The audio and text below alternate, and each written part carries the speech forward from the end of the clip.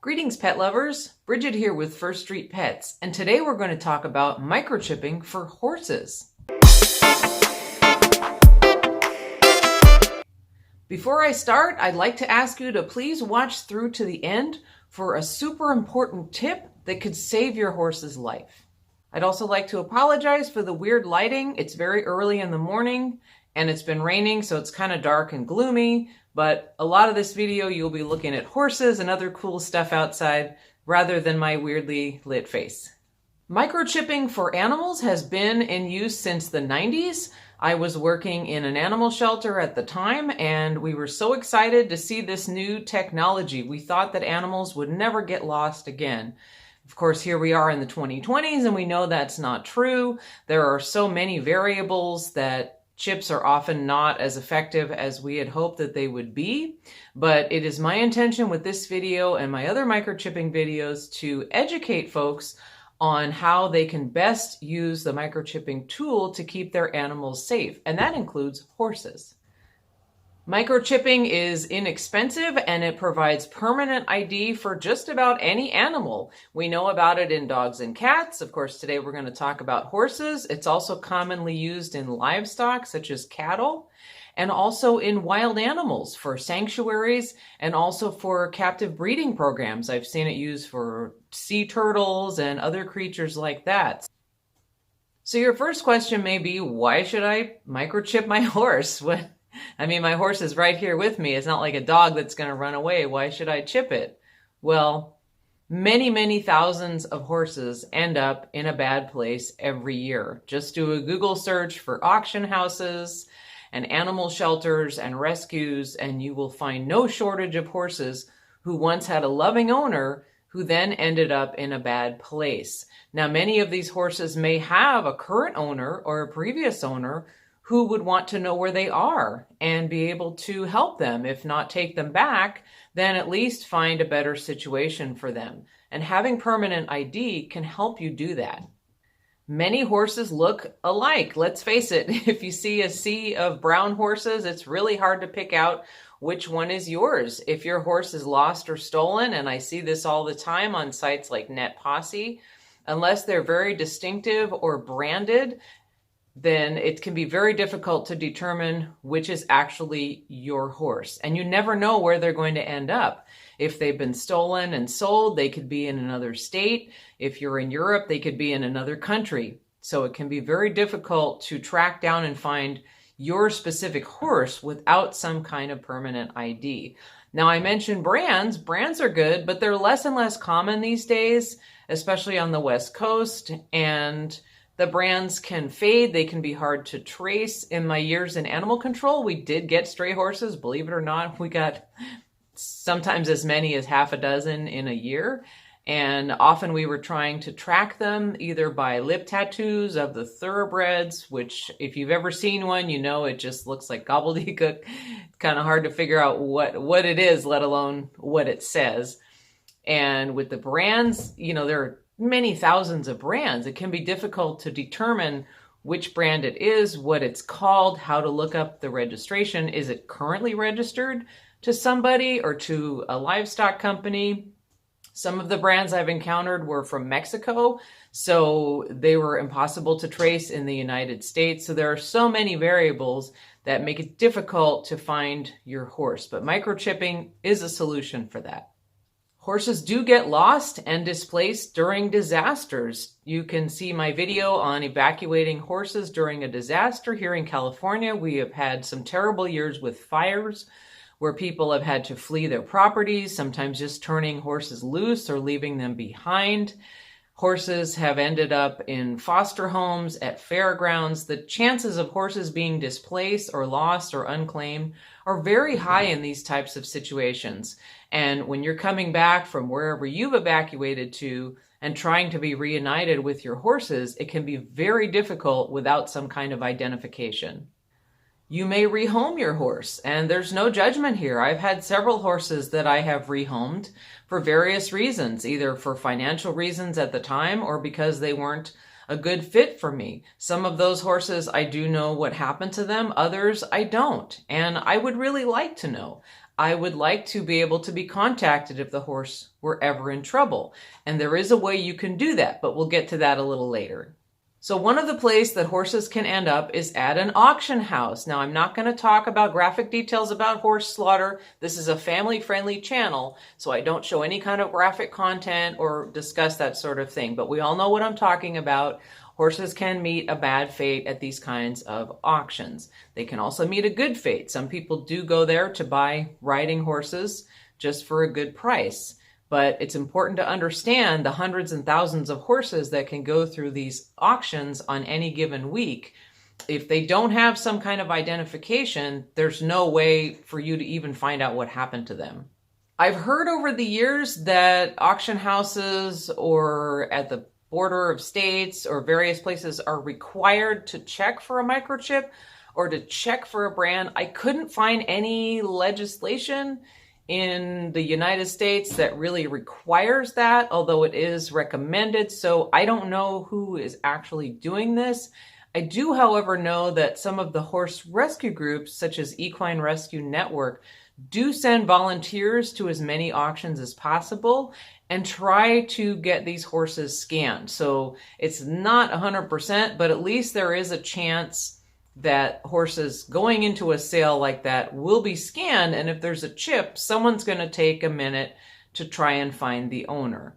Now, you may wonder what would motivate them to do that. Now, again, putting your judgment aside, the folks who buy horses for slaughter at these kinds of auctions are there to make money. And they can make more money selling the horse to someone as a riding horse or a companion than they can selling it for meat. So putting the horror of that aside, practically those individuals are more motivated to find an owner or a buyer for that horse who wants to keep it rather than sending it down the pipeline to slaughter. So having a microchip can encourage that person to reach out and try to find you, the owner, or a previous owner. Or sometimes the horse will be pulled by a rescue group, and that'll give them some more time to hopefully track down a current or former owner.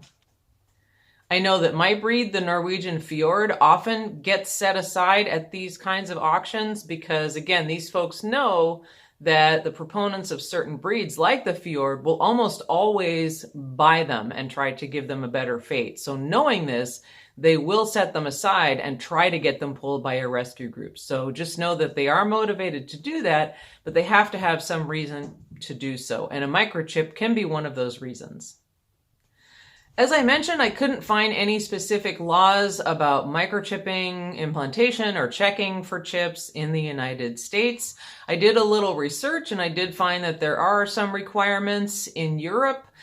I know from having traveled there myself that when you're traveling across country lines to go to shows and whatnot, you have a horse passport with some information about the horse. It's similar in the US when you're traveling across the state lines, although I've driven all over the West Coast with my horses and I've only been stopped at the border once, so I don't know how effective that system actually is. But some breed registries and competition organizations like the FEI do require microchipping simply for positive identification of specific horses. When you're getting into high-level, big money competition, they do require specific identification for those horses. So the requirements are kind of all over the map. I do know in some states in the US, they require microchipping at the time of the Coggins test. So again, these are kind of random, but there are some requirements, but there's no one overreaching law that requires horses to be chipped or requires them to be scanned at any specific point. So let's say you want to get your horse microchipped. How do you do that? Well, you can't do it yourself like with dogs and cats, although I don't recommend doing it yourself anyway if you've never done it before. It is more of a medical procedure, so I do recommend that you have it done by your veterinarian. Okay, great. You've implanted the chip. You're all done, right? No, if you watch my other videos about microchipping, you know that this is just the beginning. The microchip is just a number. It doesn't mean anything. It's a number and a barcode, just like any item you would buy at the grocery store. The grocery clerk runs the item over the scanner, it beeps, and the number comes up. You need to register that chip with a valid microchip registry. Now, what is a valid microchip registry? It's very confusing. I'll try to explain it for you. In the US alone, there are dozens of registries. So it can just make your head spin to figure out which one to use. But I'm going to tell you that and make it easy for you. There is a service called Pet Microchip Lookup. Why is this important? Let's say your horse ends up at an auction house, an animal shelter, a rescue group, any place where they might be scanned for a microchip. The individual scans, there's a chip. Great. Where do you look it up? Are they going to sit there and call the dozens of registries that could possibly be in the United States? No, most likely anyone who works in rescue is going to type that chip number into Pet Microchip Lookup, and that website will tell you if the chip is registered, when it was registered, and with which chip registry. Now, it doesn't give out your personal information to just anybody. You have to be a veterinarian, a shelter, or other authorized user to contact the registry and get that information. But if your chip is not registered, or if it's registered to some registry that's not in the system, nobody's going to be able to track it. So I highly recommend that you choose a registry that participates in the Pet Microchip Lookup network. The first place that I recommend you register your horse's microchip is the same place I recommend you register your dog or cat's microchip. Found Animals Foundation is a nonprofit based out of Southern California. They are an amazing organization with a growing array of programs to help people and help keep pets in their loving homes. One of the things they operate is a free and super easy microchip registry. I just registered my horse's chip with them just to make sure that I was able to register a horse, and I am. So I would highly recommend that you do that as soon as you have the chip number for your horse. It is free and it takes no more than 10 minutes. Took me 5 minutes because I already have an account set up. Found Animals Foundation. The other registry that I highly recommend you register your horse with is called MicrochipID. This is a company that I talked about in the video on the top 5 microchip registries, which will be linked in the description. They have an equine division, which has a variety of services, including basic registration and a really cool program that I like called LifeTrack. Now, what this does is it allows you, the original owner or implanter of the microchip, to be an emergency contact for that horse's entire life. So let's say you sell the horse, give it away, whatever, and 5 or 10 years from now, something happens to your horse. Even though the horse may be registered to the current owner or the last owner, you can still be contacted. When I made my other video on the top 5 registries, I talked to a representative at this company and got a lot of great information. And he told me that they were able to actually save quite a few horses, especially after hurricanes and various other disasters where horses ended up without an owner. And in some of these cases, they were actually able to track down a previous owner. And even if the owner wasn't able to take the horse at the time, they were able to make other arrangements, say like to have a friend take the horse or to work with a rescue group to take the horse. So at least you would know what happens and you're able to make some arrangements for your horse to get to a safer place. MicrochipID Equine's registration is $24.95, and that is for a lifetime. There are no yearly or recurring fees. So I would highly recommend that you register with them as well as with Found Animals. I'd like to talk about some myths and misconceptions around microchipping and to give you that important tip that could save your horse's life. So the number one myth around microchipping that you'll hear from a lot of people or on the internet is that microchips cause cancer.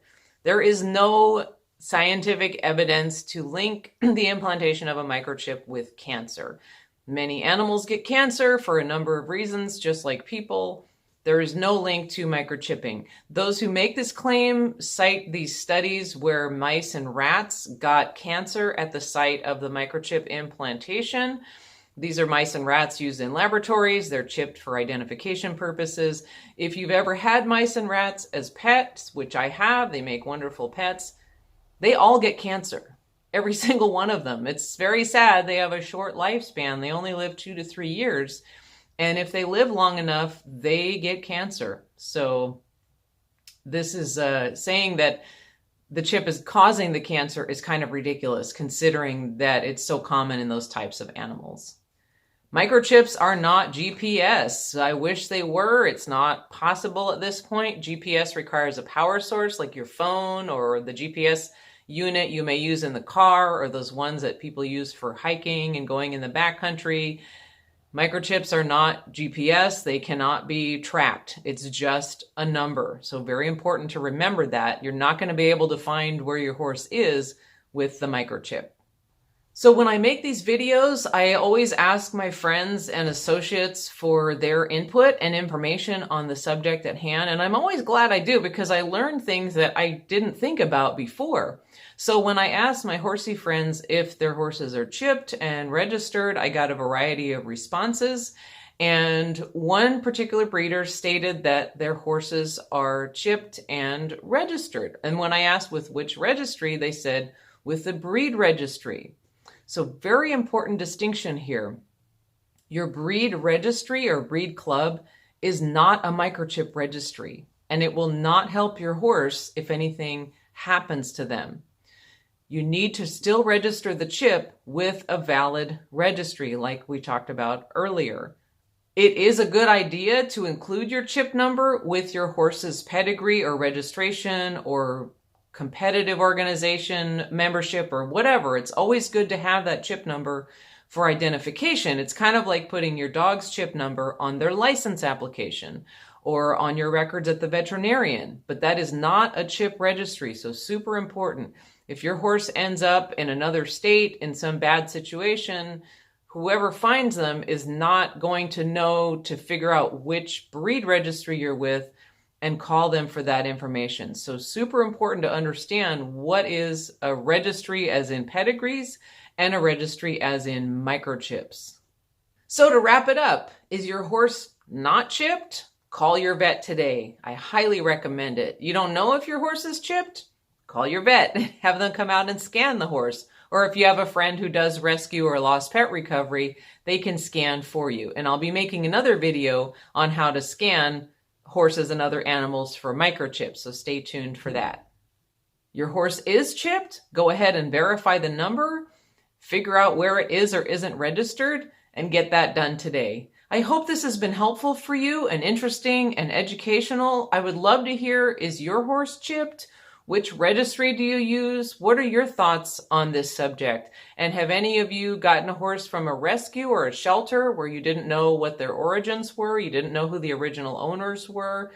Have you ever lost a horse or rehomed a horse and lost track of them? I'd really love to hear all about this. It helps me learn and get more information for future videos. Thank you for watching.